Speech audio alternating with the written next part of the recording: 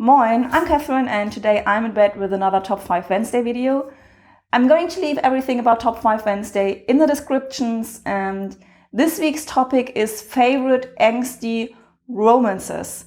And I admit I somehow just read it as I wanted to read it. I read it as angsty feelings, but that's totally fine because I'm not that much interested in romances, which doesn't mean that I don't like a good love story. But I think what this theme is actually about is like in Twilight when Bella goes on for felt 200 pages. Does he love me? Does he not love me? Will he love me? Is it true? And I actually have to throw up when I read something like this. So this video is just going to be about novels with angsty feelings.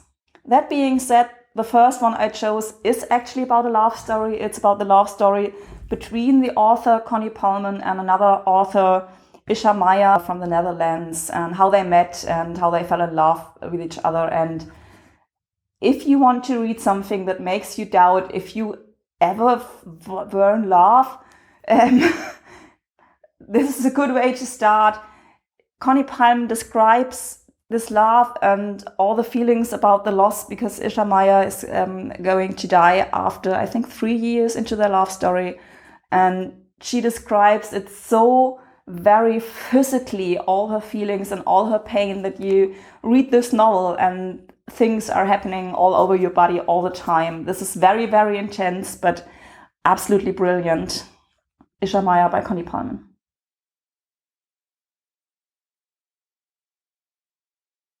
Now, there was a Top 5 Wednesday topic that was novels with hard topics, and I also did a Top 5 Wednesday with book theme songs, where I also mostly chose books with hard topics. I'm going to link both of those in the corner, and they also all would have fitted in here, but I thought I would try to choose novels that I haven't mentioned in those videos, and mostly novels that I haven't mentioned at all until now in those Top 5 Wednesday videos. One of them is, what's the English title?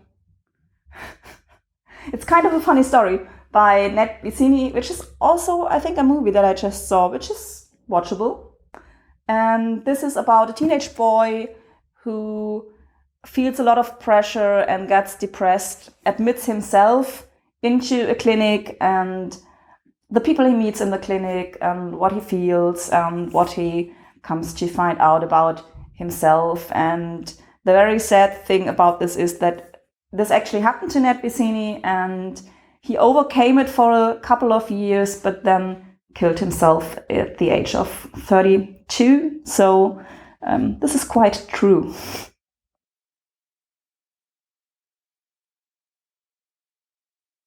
The next one is Man Walks into a Room by Nicole Krauss, which is about a man who loses his memory and then agrees to take part in some brain experiments. And let's just say it's not friendly.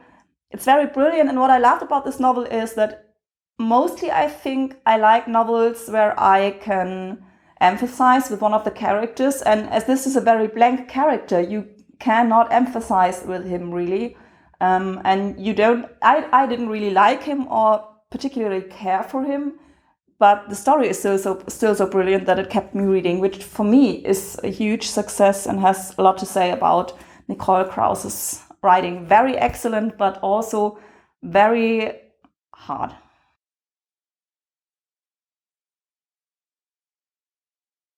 The next one is The Patron Saint of Butterflies by Cecilia Galante, which is about a girl whose parents are in a religious cult, so she's also in this religious cult, and she discovers that she doesn't fit in there and that she doesn't agree with what's happening, so she wants to get out. But there's a lot of doubt because her parents are doing this to her and they're allowing things to be done to her, so she's very conflicted between, but these are my parents, so can it be wrong if they want me to do things, and between just this feeling that this isn't right.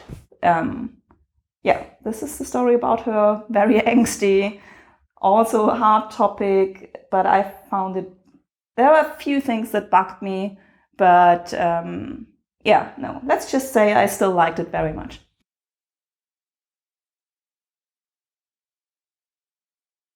And lastly, A Little Life by Hanya Yanagihara. The funny thing about today is I'm going to film my Shame on Me December wrap up in a few minutes, where I'm also going to talk about this. So I'm not going to say too much now, but if you want to read something very dark but still very brilliant and beautiful, you can't go wrong with A Little Life. And I usually don't like books that are hyped very much because I don't trust hypes. But in this case, the hype is totally justified.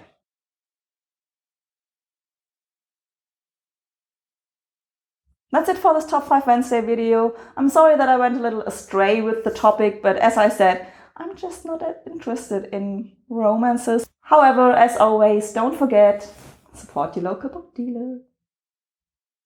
Hi, I'm in bed with Wakey Wakey. Today, as we just talked about you at the Reeperbahn Festival, today we are talking about a book. I love that. It's Ready Player One by Ernest Cline.